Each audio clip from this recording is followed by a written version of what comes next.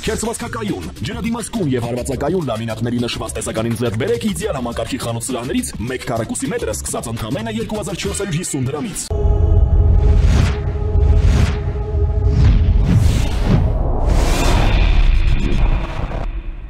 Եթե Իրանը հրաժարվի մեր առաջարկությունից կապված սեփական միջուկային ծրագրի հետ, լինելու է ռմբակոծություն, այնպիսի ռմբակոծություն, որը իրենք երբևիցե դեռ չեն տեսել։ Սա ԱՄՆ նախագահ Դոնալդ Թրամփի հայտարարությունն է, որ նա արել է այսօր, նրանից հետո, երբ որ ստացել է այաթոլլահ Ալի Խամենեիի պատասխանը, իր նամակի պատասխանը, որը նա ուղղել է Թեհրան, շարունակում է բավականին հետաքրքիր, ես հուսով եմ, որ ոչ ցավալի զարգացումները Իրանի շուրջ, եւ այսօր մենք խոսելու ենք այդ զարգացումների շուրջ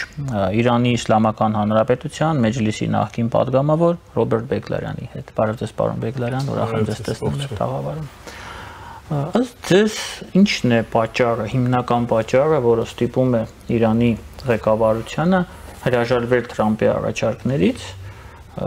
ինչ առաջարկների մասին է իրականում գնում խոսքը, որովհետև որքանով ես հասկանում եմ, սա բավականին վատ տոնայնությամբ հնչեցվող առաջարկներ են, սա մեծ հաշվով կապիտուլյացիա է առաջարկը, ես կարող եմ սխալվել եւ խնդրում եմ նաեւ ձեր կարծիքով կիսվել։ Այդ ինչ առաջարկներ են, որոնք ստիպում են Իրանի ղեկավարությանը մերժել։ Այո, խնդրեմ, շնորհակալ եմ հարցազրույցի համար։ Քանի օր առաջ ինչ-որ բովանդակությամբ, նամակի բովանդակությունը, որը Թրամփը հղել էր Իրանի իշխանությանը, այսպես ԶԼՄ-ներում տարածվեց, այնտեղ անկեղծ ելնեմ, ես շատ մանրամասն չեմ զննել, քանի որ կարծում եմ ամենայն դեպս բովանդակությունը մեծ հավանականությամբ դեռ պիտի էլի տարբեր լինի, քան այն, որ հայտարարվել է, բայց ամենայն դեպս առանցքային թեման վերաբերվում էր Իրանի այսպես ատոմական արխիվի վերաբերյալ, որ Իրանը ատոմական զենք չունենալու ինչ քայլեր անհրաժեշտ է վերցնի, զուգահեռ նրան ինչ որ տարածաշրջանային Իրանի դերակատարությունը եւ հովանավորությունը, որ ունի այսպես իրեն կապվող կամ պրոքսի ուժերի, այդպես որ կոչվում են, եւ ինչու՞ չէ նաեւ ընդհանուր առմամբ այն ինչ որ կանխատեսվում էր փոքրի շատ է այդպես հրահար հրթիռների հարցով, բայց իհարկե հիմնական բովանդակությունը ինձ թվում է գուցե եւ նաեւ ուրիշ տոնայնությամբ կամ ուրիշ բովանդակությամբ պետք է շոշափված լինի նամակի մեջ։ Իրանը պատասխանեց Օմանի միջոցով, որը այսպես բացատրվեց, թե ամենայն դեպս, քանի որ նամակը ստացել էր Արաբական Էմիրեցների կողմից եւ Արաբական Էմիրեցները Իրանի համար ինչ որտեղ ոչ վստահելի գործընկեր են համարվում, քանի որ մենք գիտենք ունի տարակարծություն Իրանի հետ այդ 3 Պարսից ծոցի 3 կղզիների հարցով եւ նաեւ այն սերտ հարաբերությունը, որ ունի Մեծ Բրիտանիայի իշխանության հետ, սրանք բոլորը նաեւ պատկամ էր այդ առումով, թե ինչու է Իրանը Օմանի միջոցով պատասխան։ Այսօր Ֆիցտոնի արեթով այսպես աղոթքի համահավաքին երկրի հոգևոր առաջնորդը շեշտակի ընդգծեց Իրանի քաղաքականությունը Իսրայելի վերաբերյալ, Իսրայելի դերակատարությունը Պաղեստինի ժողովրդի այսպես ճնշվածության ուղղությամբ եւ ինչու՞ չէ այնպես որակեց, թե ես չեմ հավանականություն տեսնում, թե դուրսից ինչ-որ ոտնձգություններ կլինի, ավելի շատ ներսից, եւ ինչ-որ առումով զգուշացրեց, թե ներքին խժդժություններ լինի, Իրանի ժողովուրդն հենց ինքն կպատասխանի, այսինքն ինքն այդպես որակեց այս բոլոր։ Կարելի է ուրեմն այս բոլորից եզրահանգել, թե թեպետ Թրամփի հրատարակությունը շատ խիստ է հնչեց, հատկապես այդ բովանդակությունը, որ դուք ընդգծեցիք, բայց մեծ հավանականություն կա, թե դեռ կողմերը տրամադրություններ են շոշափում եւ Իրանն էլ գուցե ճանաչելով Թրամփի գործելավոճը դեռ առայժմ այսպես գնահատական է տալիս, թե Թրամփը փորձում է ինչքան կարող է հապճեպ ուժգին հրետորաբանական հարվածներով դիմացինին այսպես պատրաստի համապատասխան բանակցությունների գործընթաց սկսելու անկախ նրանից որ այդ արդյունքն ինչ պիտի լինի։ Ես կարծում եմ Իրանը բոլոր կողմերը բնականաբար հաշվարկում է, բայց քանի որ նաև անցած շաբաթների ընթացքին այսպես հրետորաբանությունը հնչել թե փորձում են Իրանից միայն պահանջել առանց այն որ ինչ-որ բան տրամադրեն Իրանին, սա իշխանության թույլ տվեք ասեմ կարծր ուժի, կարծր կորիզի կեցվածքն է, որ փորձում է այսպես տիրական դառնալ եւ հայտարարությամբ հանդես գալ։ Բայց կարծում եմ իշխանությունը ընդհանուր առմամբ, քանի որ այս վերջի օրերին տարբեր մենք տեսնում ենք, որ Իրանի ԶԼՄ-ներում, YouTube-յան ալիքներում շատ բազմազան են դարձել նախկին Ռոհանիի շրջանի կամ ուրիշ շրջանի պաշտոնյաներ, բարձրաստիճան պաշտոնյաներ, նախարարներ, տեղակալներ հարցազրույցներ են տալիս։ Եվ տարբեր ձևերով որակում են, թե ամենայն դեպս բանակցության դուռը փակ չէ։ Հետևաբար ես կարծում եմ ուժերը մի տեսակ երկու կողմը չափում են իրենց կարողականությունը եւ տարողականությունը։ Անշուշտ խորհուրդներ տրվում են, այսօր տեսանք, որ նախկին Ամերիկայի ներկայացուցիչ Աֆղանստանի հարցերով սխալվեմ Զալմայ Խալիլզադը Իրանին զգուշացրեց, որ ամենայն դեպս բանակցություններից մի խուսափել եւ բոլորովին մի մտածել պատերազմի մասին։ Այսպես պատգամներ անընդհատ փոխանակումը երկուստեք ես կարծում եմ թեպետ հրետորաբանական տեմպը շատ արագ է ընթանում, բայց դեռ մի քիչ շուտ է եզրահանգնել թե ինչ արդյունք ունենա, իհարկե այստեղ մեկ կետ կա, որ պետք է զգույշ լինեն բոլորը եւ կարծում եմ այն է, որ ամենայն դեպս Իրանում մտածում են դեռ այս առաջի ամիսներին Թրամփն ունի ուրիշ խնդիրներ, ուրիշ թեմաներով պետք է լուրջ գնահատական տա եւ իր ռազմավարությունները գուցե վերամշակի, քանի որ նաեւ լսեցինք երեք չանցյալ օրը թե ըստ երևույթին Իրանի հարցով տարակարծություն կա Թրամփի միջև եւ իր անվտանգության հարցերով գերագույն խորհրդատուի, պաշտպանության նախարարությունի, ԱԳՆ-ի եւ այլ, այսպես որ գուցե Իրանում էլ այդ գնահատականը տալիս են, թե Ամերիկայի վարչակարգում էլ դեռ հղկվում է, թե ինչ քաղաքականություն պետք է որդեգրել։ Ամենայն դեպս անորոշությունը շատ է։ Պարոն Բեգլարյան, ձեր կողմից նախանշված վարկածը կարծես թե իրոք ունի լուրջ հիմքեր, հաշվի առնելով, որ հենց Թրամփը իր նամակում նշում է, որ 2 ամիս ժամանակ է տալիս Իրանին պատասխանի համար։ Այնպես որ հենց Թրամփն էլ է հնարավորություն ստեղծում, բավականին մեծ լուսամուտ է դա հապճեպ որոշում չէ։ Եվ հասկանալի է, որ այդ ռմբակոծությունները առնվազն 2 ամսից հետո կարող են լինել կամ չլինել, այնպես որ երևի թե այս վարկածը համապատասխանում է իրողություններին, բայց այնուամենայնիվ ժամեր առաջ Շվեյցարիայի դեսպանը, որը ներկայացնում է Իրանում ԱՄՆ-ի շահերը, կանչվել է արտգործնախարարություն Թեհրանում, որտեղ դեսպանին հայտարարվել է, որ Թեհրանը պատրաստ է պատասխանել ցանկացած վտանգին, որը գալիս է Վաշինգտոնից, Ամերիկայի Միացյալ Նահանգներից, եւ դա անելու է, եւ նոտա է հղվել, որ դեսպանը խոստացել է ուղարկել Վաշինգտոն։ Դա արդեն ի պատասխան է երեկվա Թրամփի։ Այո։ Այնպես որ հրետորաբանությունը այո այդպեսին է, բայց ինձ մոտ ուրիշ հարց է, եթե իրոք ամենավատ սցենարով, մենք այդ վարկածներ իրավունք չունենք հաշվի չառնել, իրավիճակը գնա, որտեղ է Իրանը պատասխանելու ԱՄՆ-ին։ Մենք տեսնում ենք, որ Իսրայելին հարվածելու հնարավորություն փաստացի Իրանը չունի, 2 անգամ այդ փորձը եղավ։ Պատասխանը որտեղ կարող է լինել։ Երեք թե անցյալ օրը ինչու՞ չէ նաև լուրեր տարածվեց, այսօր էլ ըստ երևույթին ինչ որ իրանական կողմից Իրանի հրթիռային այսպես շտեմարանների ընդհատակյա կարողականությունը պարբերաբար ցույց են տալիս եւ նաեւ այսպես ասվեց թե Իրանը մթե զգուշացրել է թե պատրաստվում է հրթիռային հարվածներ հասցնի Ամերիկայի բազաներին իմաստնավորի Դիեգո Գարսիայի կղզիներում եթե նման հարձակում կատարվի Ամերիկայի կողմից։ Հիմա դա ես մասնակից չեմ իհարկե թե դրա հավանականությունը ինչքան է, ինչքան կարելի է իրականություն դառնալ եւ գործնականում ինչ իշխանությամբ եւ ինչ ազդեցությամբ կարելի է այդպես հարվածներ հասցնել, բայց բնական է որ ընդհանուր առմամբ ըստ երևույթին ուժերի անհավասարակշռությունը Պեշապես պետք է նկատի առնվի, ես կարծում եմ Իրանի կողմից էլ դա կա եւ դրանք պեշապես կարևոր հանգամանքներ են։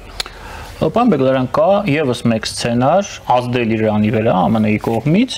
եւ 3 գերագույն հովիվը իրանական Ալի Համենեին, Այաթոլլահ Ալի Համենեին հայտարարել է, որ չի հավատում, որ ԱՄՆ-ն կարող է հարձակվել Իրանի վրա, իսկ եթե Վաշինգտոնը փորձի հրդեհություններ հրահրել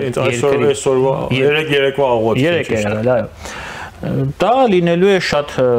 կոշտ պատասխան եւ այդ կոշտ պատասխանը տալու է իրանական ժողովուրդը։ Ըստ ձեզ ինչ հնարավորություններ կան, հա, այդպիսի ապստամբություն կազմակերպել Իրանի ներսում,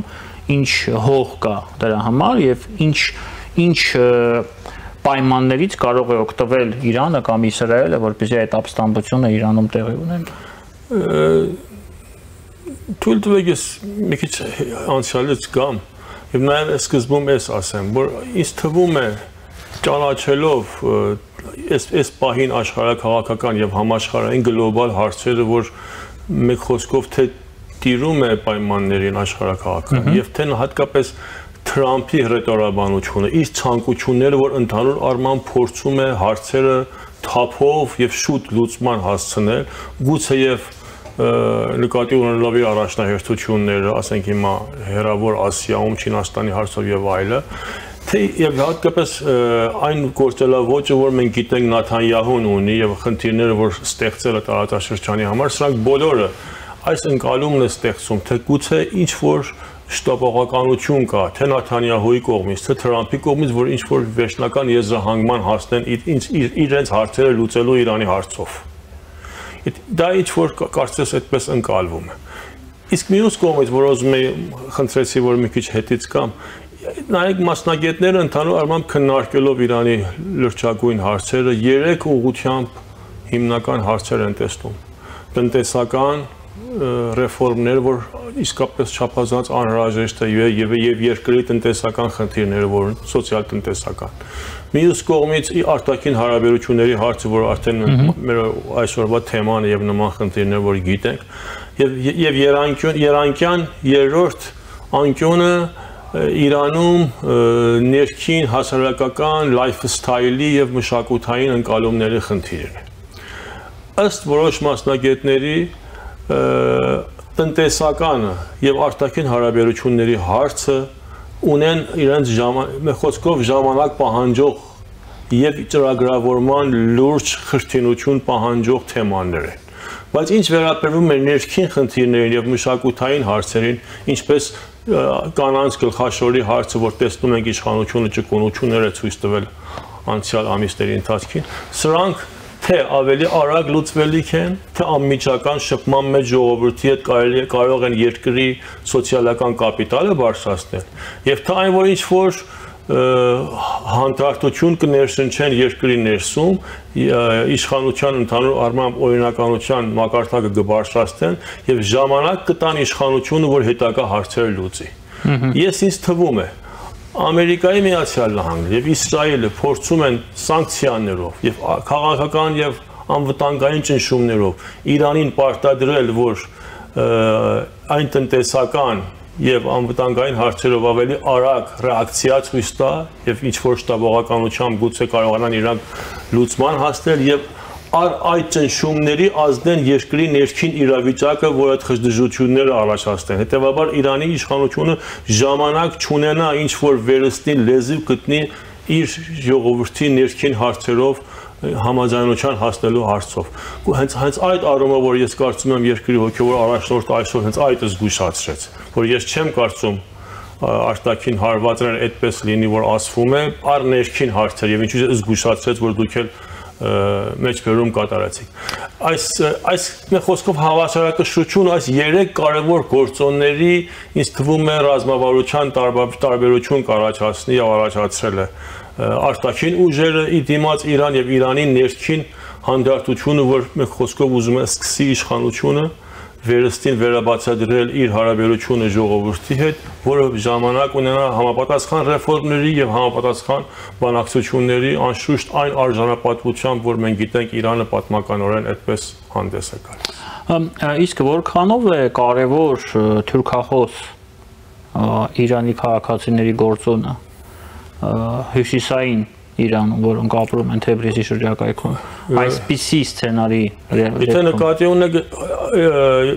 նկատի ունենք, որ խժդժությունների սցենար լինի եւ կարող են արտաքին ուժերը ինչ-որ ձևով օգտվել նման էթնիկ խումբերից, դա անշուշտ հավանական է, բայց ես մի կողմից ավելի չեմ ասում լավատես եմ, բայց այնքան հորետես չեմ, այն որ հատկապես թրքախոսների հարցում ինձ թվում է Իրանի իշխանությունը իմաստնավոր ես վերջին ամիսներին չափազանց իր զգոնության մակարդակը բարձրացրել է եւ փորձել է որ ինչպես որ անցյալ 10 օր առաջվա դեպքերը որ Ուրումիայում էլ տեղի ունեցավ թե ԶԼՄ-ներից թե մեկնաբանություններից նկատվում է որ ավելի չափազանց ուշադիր են այս թեմային եւ անտարբեր չեն կարողանալ իհարկե մենք գիտենք թե այստեղ միայն թուրքախոսները չեն գուցե Բալուչեստանում հարցեր սփորձեն գլուխ բարձրացնել եւ ուրիշտեղ սրանք բոլորը այս բոլոր փաթեթը ես ընդգրկում եմ այս բանի հարցով ներքին լայֆսթայլի եւ մշակութային ու հասարակական թեման որ անդրադարձան կարծում եմ Պարոն Բեգլարյան այն որ Իրանում կան ներքին խնդիրներ, ներքաղաքական խնդիրներ, սոցիալ-տնտեսական, հասարակական շրջանում խնդիրներ, դա կարծում եմ ակնհայտ է բոլորին։ Շատ կարևոր է Թեհրանի քաղաքականությունը այդ խնդիրները հաղթահարելու ուղղությամբ հաշվի առնելով, որ արտաքին ուժերը Իրանի թշնամիները դա փորձում են օգտագործել, դա էլ է ակնհայտ։ Այստեղ հարցս այսպիսինն է. Իրանի իշխանությունը գնում է քաղաքականությունը մեղմացնելու ուղղությամբ մարդկանց նկատմամբ, որպեսզի այդ տրամադրությունները փափկեն, հա, թե հակառակը ռեպրեսիվ ճանապարհով, որպեսզի այդ հնարավորությունը խեղդեն, հա, ինչպես ասում են, բնում։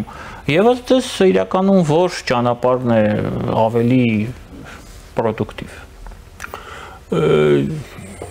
Մեկ հանգամանք կա, որ պետք է ասել իհարկե գործնականում պրակտիկալ առումով ինչպես մատնանշեցինք հենց գլխաշորների հարցը, իշխանությունը համապատասխան ճկունությունը ցույց տվեց, այն այսպես օրենքի նախագիծը, որ ծայրահեղականների մղումով Իրանի մեջլիսում հաստատվել էր չգործադրվեց, անվտանգության գերագույն խորհրդի որոշում էր չգործադրվեց եւ դեռ նույն, այսինքն մտածելակերպը եւ քաղաքականությունը գործադրվում։ Դա կարող ենք ասենք, որ այդ թեմայի շուրջ կոնկրետ ինչ որ համաձայնության հասցել է Իրանի իշխանությունը։ Բայց կարծում եմ ուրիշ հարցեր, ինչպես ինտերնետի ֆիլտրինգը եւ այլը,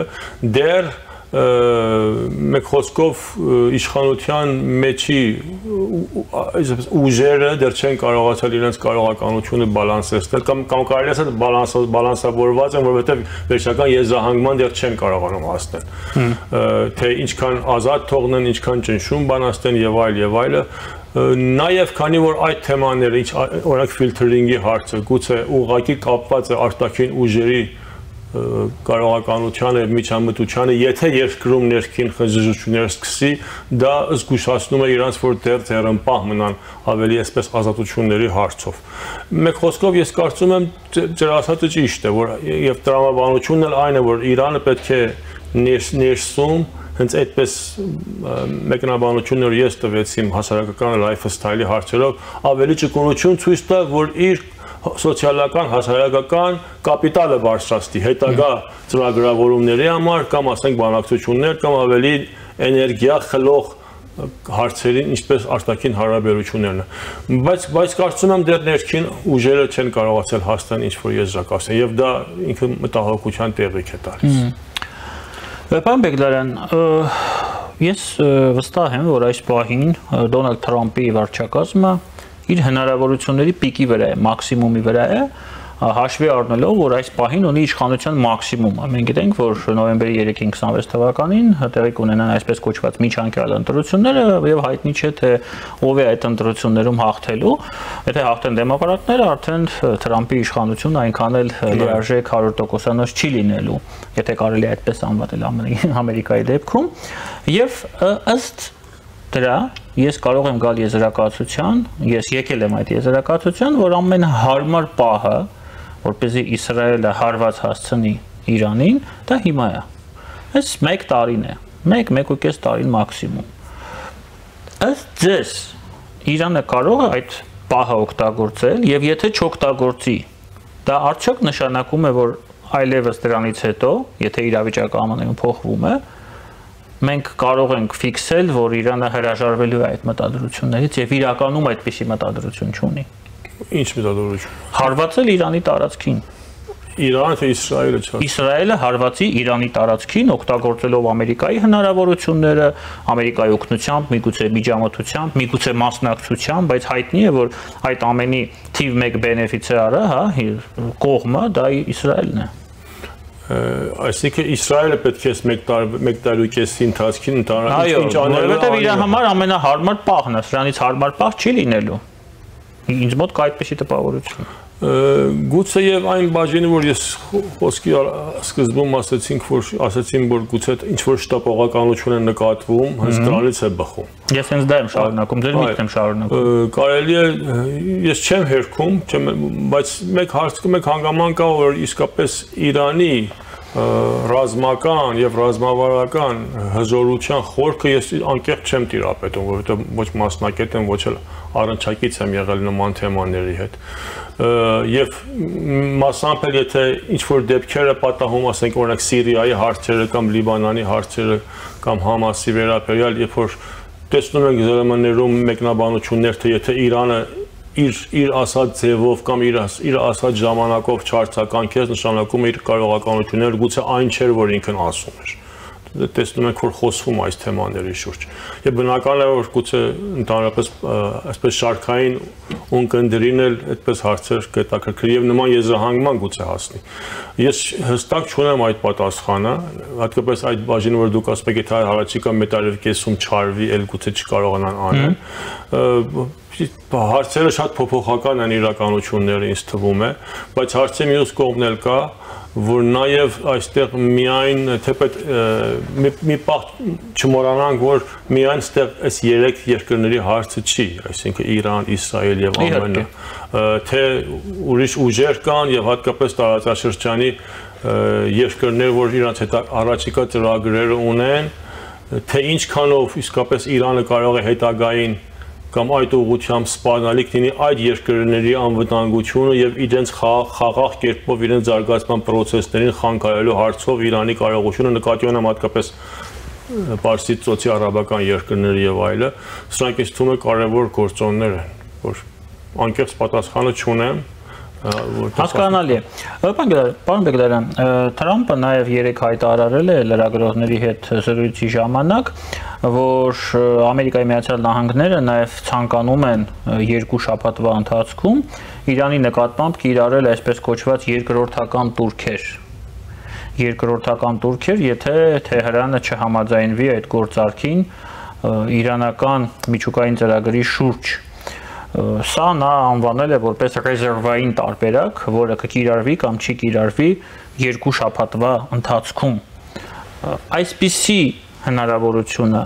այսպիսի ճնշումը, տնտեսական ճնշումը հավելյալ խնդիրների կբերի Իրանում, թե արդեն ինչ եղել է, հաշվի առնելով, որ տարիներով սանկցիոն քաղաքականություն է իրականացվում Իրանի նկատմամբ։ Նախ քանի որ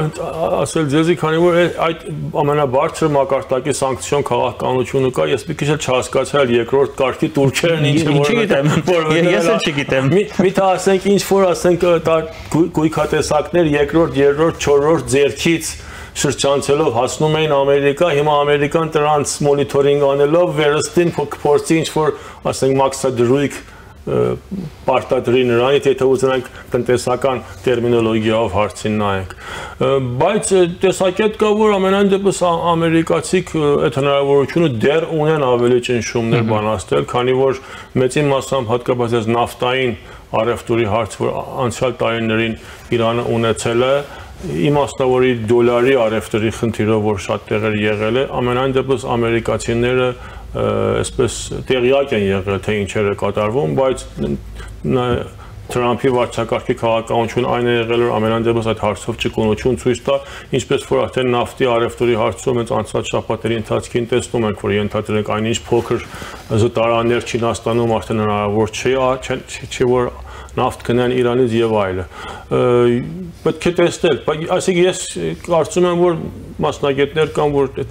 որոշ չափով հետևել եմ, ասում են, չէ, դեռ հավանական կա ինչ-որ ճնշումներ ավելի սաստկան։ Երևի թե պարոն Բեգլարյան վերջի հարց օրեր առաջ Հայաստանում էր Իրանի արտգործնախարար Աբբաս Սայեդ Արաղչին, ձեր տպավորությունները այդ այցից եւ իրական հիմնական պատճառը կամ միգուցե պատճառները ըստ այդ այցի որոնք էին։ Այդ ճամփորդությունը տեսակ որ այդպես բացադրվեց, որ հայկական կողմի ռավերով է եղել։ Հանդիպումները ռուտին հանդիպումներ էին եղել, միշտ էլ եղել է, այսինքն միայն չի բավարարվել երբեք ոչ մեկ կողմ երկու ԱԳՆ-ների հանդիպմանը միշտ եղել է վարչապետի հետ եւ անվտանգության խորհրդի քարտուղարի հետ տարբեր մակարդակների։ Ես ինձ թվում է մեծի մասամբ Իրանը թե փորձել է իր համապատասխան դիրքորոշումը վերստին հստակեցնել տարածաշրջանի հարցով եւ նկատի առնելով Հայաստանում վերջի որոշումները, ասենք Ամերիկայի հետ պայմանագիր, Եվրոխորհրդի անդամակցության որոշումներ կամ խորհրդարանում այսպես լսումներ ու քվեարկություններ, սրանք բոլորը դեր ունեն, թե Իրանը փորձում է անընդհատ հստակեցնել, թե Հայաստանը ինչքանով է եւ ինչ դիրքերով է հանդես գալու եւ նաեւ տարածաշրջանի երկրներին համանավար պատկամը վերստին շեշտել ու ընդգծել, թե Իրանը ամենայն դեպս ունի դեր իր զգայունությունները։ Իսկ Հայաստանը հստակեցնելու, Իրանի դիրքորոշումները հստակեցնելու կարիք չունի։ Այսինքն Իրանից ստանա դիրքորոշումներ անշուշտ կապված Հայաստանի հետ։ Անշուշտ։ Անպայման այդ բոլոր այդ թեմաները խոսվել են եւ կխոսվեն, բայց թե նայած համապատասխան պայմաններին, այսինքն պահի դրությամբ, որովհետեւ տեսնում եք իրադարձությունները։ Իսկ պայմանները անընդհատ փոխվում են։ Անընդհատ փոխվում։ Դա Շնորհակալ եմ ձեզ պարոն Բեգլարյան հետաքրքիր զրույցի համար։ Մեր հյուրն էր Իրանի Իսլամական Հանրապետության Մեջլիսի նախկին պատգամավոր Ռոբերտ Բեգլարյանը, ես Դավիթ Ստեփանյանն եմ, այսպիսին էին այսօրվա մանրամասները, կհանդիպենք։